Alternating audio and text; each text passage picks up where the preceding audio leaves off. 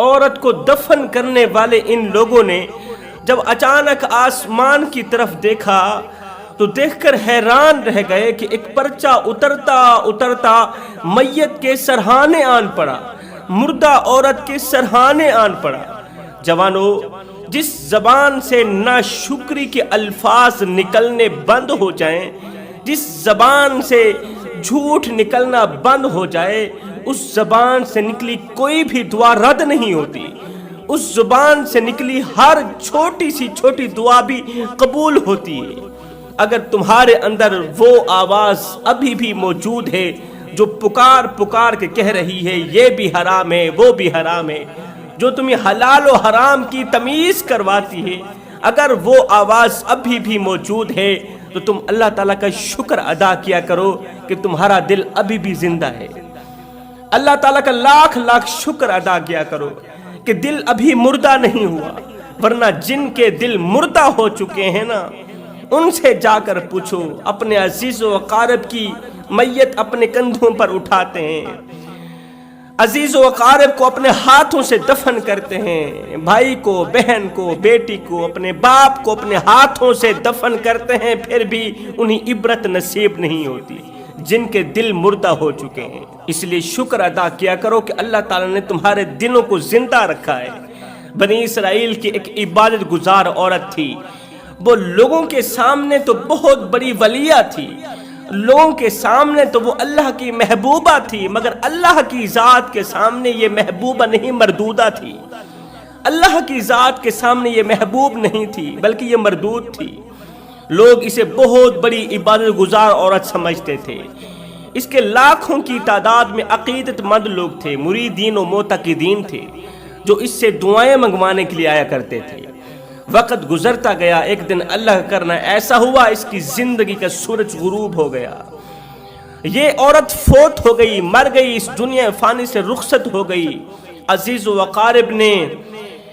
اسے اٹھایا، تدفین کرنے لگے، خاک کے سپرد کرنے لگے، مٹی کے سپرد کرنے لگے، قبل اس کے کہ عزیز و اقارب اس عبادت گزار عورت کی میت کو قبر کے اندر لٹاتے، قبر کے اندر سلاتے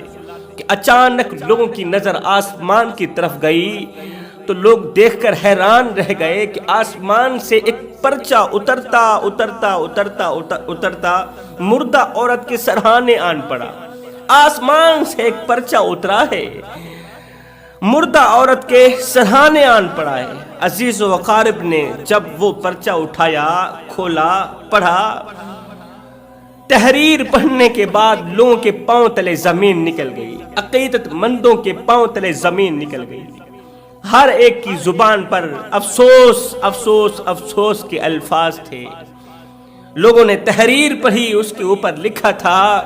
کہ اس بد کردار عورت کو، اس گنہگار عورت کو اس قبرستان کے اندر مت دفنانا، اگر تم دفناؤ گے تو قبرستان کے اندر جتنے بھی مردے پڑے ہیں تمہارے حق میں بد دعائیں کریں گے، اور مردوں کے منہ سے نکلی بد دعائیں تمہاری نسلیں اجاڑ کے رکھ دیں گے۔ اگر تم مردوں کی بد دعاؤں سے بچنا چاہتے ہو تو اس بد کردار اور گنہگار اور گھٹیا ترین عورت کو، اللہ تعالیٰ کے غضب کا نشانہ بننے والی عورت کو اس قبرستان کے اندر مت دفنانا۔ لوگ یہ پڑھ کر حیران رہ گئے، حیرانی کی دلدل میں پھنس گئے، کہنے لگے یہ تو ہماری مرشدہ تھی، ہم تو اس کے مریدین و معتقدین تھے، لاکھوں عقیدت مند تھے، یہ تو بہت بڑی عبادت گزار تھی، متقی پرہیزگار تھی۔ لیکن پرچے کے دوسری طرف بھی کچھ لکھا تھا۔ جب دوسری طرف لوگوں نے پڑھا تو اس کے اوپر لکھا تھا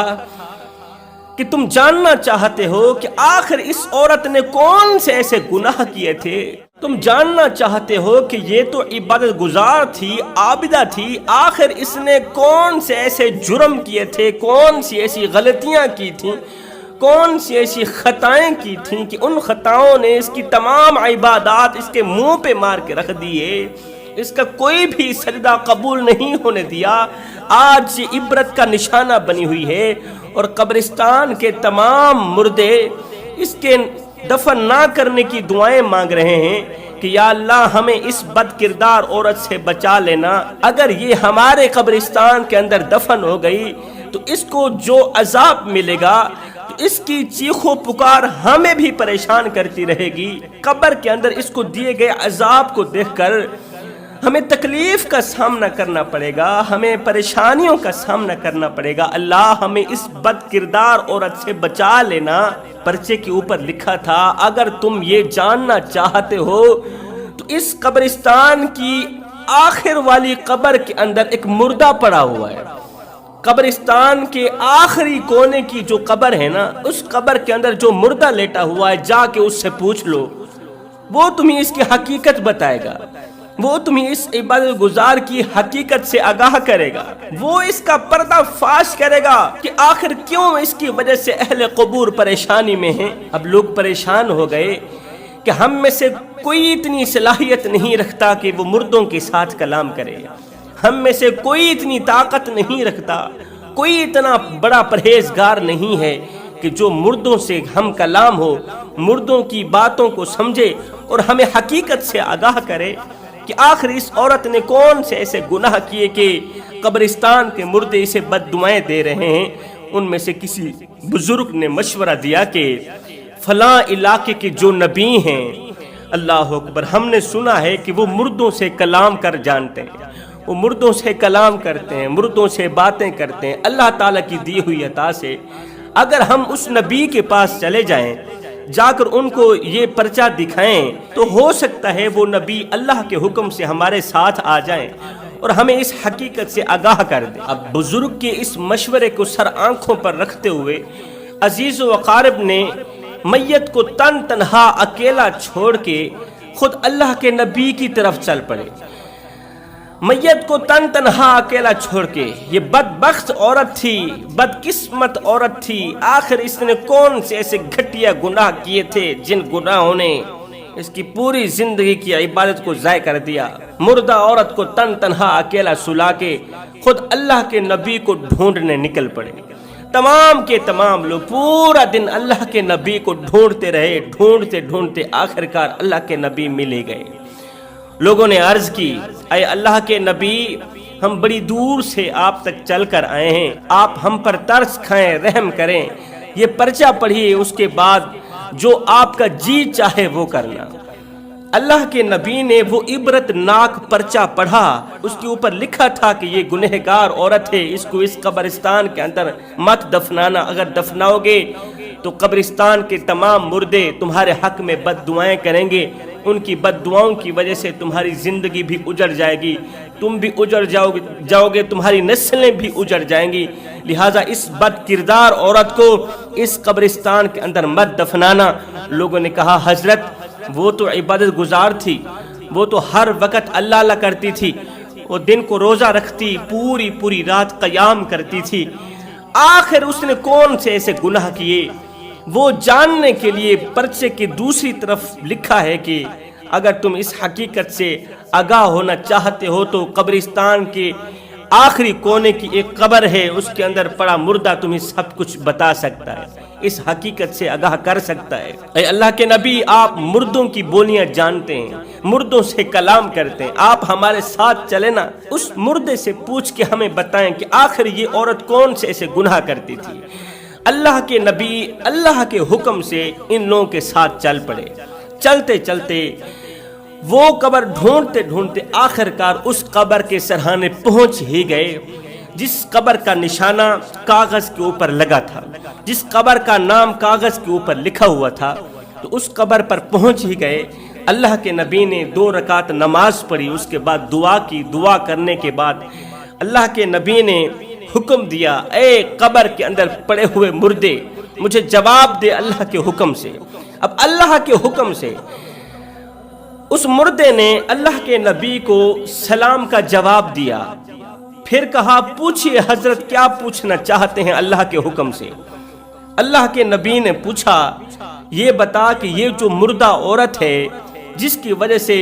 اہل قبور پریشانی میں ہیں، جس کی وجہ سے قبرستان کے مردے پریشان ہیں کہ اگر یہ عورت ہمارے قبرستان میں دفنا دی گئی تو اس کو دردناک عذاب ملے گا اور وہ عذاب ہمیں بھی تکلیف دے گا، ہمیں پریشانیوں کا سامنا کرنا پڑے گا۔ تو مجھے بتایا جائے کہ آخر یہ عورت کون تھی اور اس نے کون سے ایسے گناہ کیے تھے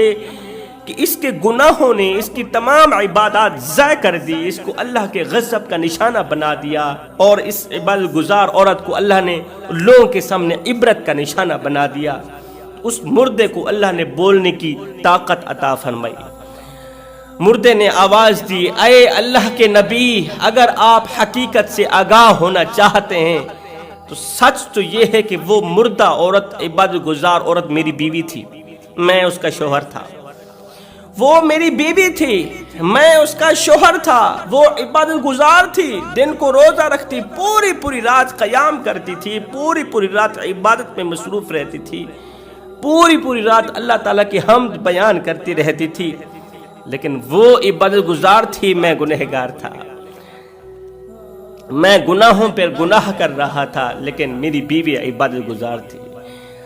جب میں گناہ کرتا تھا تو میری بیوی مجھے میرے گناہوں کے تانے دیتی تھی۔ وہ بد کردار، گنہگار، بدکار، سیاہکار شوہر بنا پھرتا ہے، نیک متقی پرہیزگار بیوی مل گئی ہے، پھر بھی تو گناہ کرتا ہے۔ میں دعا کرتی ہوں اللہ قیامت کے دن تیرا ساتھ مجھے نصیب نہ کرے، جس طرح دنیا میں اللہ نے تیرا ساتھ میرے نصیب کیا ہے، اسی طرح میں دعا کرتی ہوں اللہ تعالیٰ قیامت کے دن تیرے جیسے بدکار انسان کے ساتھ مجھے نہ رکھے۔ جب وہ مجھے میرے گناہوں کے تانے دیتی تھی نا تو مجھے بہت زیادہ تکلیف ہوتی تھی، میں اندر سے روتا تھا۔ ایک دن تو میں اس کے دن بدن کے دیے تانوں سے تنگ آ کر میں نے دونوں ہاتھ اٹھائے، عرض کیوں میرے کریم رب، آج سے میں پکی توبہ کرتا ہوں، اسی بیوی کو، عبادت گزار عورت کو گواہ بنا کر میں توبہ کرتا ہوں، اللہ آئندہ کوئی گناہ نہیں کروں گا، میری توبہ قبول فرما لے، آئندہ کوئی گناہ نہیں کروں گا،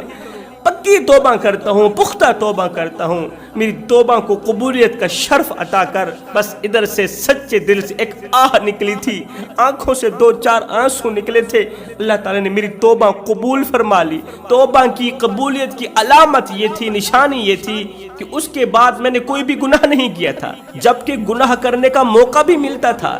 لیکن میں گناہ نہیں کرتا تھا، تو مجھے پکا یقین ہو جاتا تھا کہ اللہ تعالیٰ نے میری توبہ قبول فرما لی۔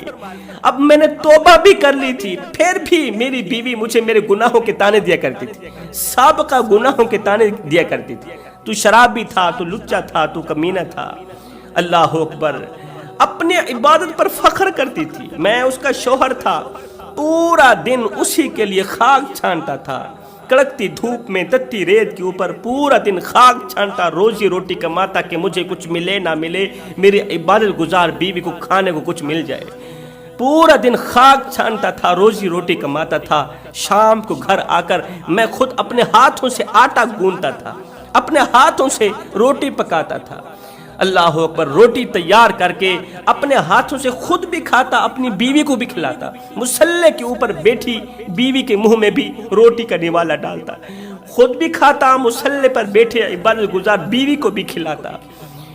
اسے کام کا نہیں کہتا تھا، اس وجہ سے کہ اس کا ایک پل بھی عبادت سے خالی نہ جائے، اور وہ خود بھی کام نہیں کرتی تھی، اس نے تمام کے تمام کام میرے سپرد کر رکھے تھے۔ مزدوری بھی میں نے کرنی ہے، روزی روٹی کا بندوبست بھی میں نے کرنا ہے، اپنے ہاتھوں سے روٹی پکانی بھی میں نے ہے، تیار بھی میں نے کرنی ہے، اور اپنے ہاتھوں سے خود بھی کھانا ہے، اپنی عبادت گزار بیوی کو بھی کھلانا ہے۔ اس نے کچھ نہیں کرنا کہ کہیں ایک لمحہ عبادت سے خالی نہ ہو جائے۔ ایک لمحے کی غفلت نہ میں برداشت کرتا تھا، نہ تو میری بیوی برداشت کرتی تھی، لیکن بجائے میری شکر گزاری کرنے کے، جب اسے غصہ آتا تھا تو یہ مجھے میرے سابقہ گناہوں کے تانے دیا کرتی تھی، حالانکہ میں توبہ کر چکا تھا، اللہ تعالیٰ نے میرے ان تمام گناہوں کو معاف کر دیا تھا، پھر بھی جب اسے غصہ آتا تھا مجھے میرے سابقہ گناہوں کے تانے دے کر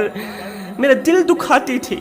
میرے زخموں پر نمک چھڑکتی تھی، میں پورا دن روتا رہتا تھا، اور اس کے لیے روزی روٹی کا بندوبست بھی کرتا رہتا تھا۔ اسی کی وجہ سے دن میں 5 مرتبہ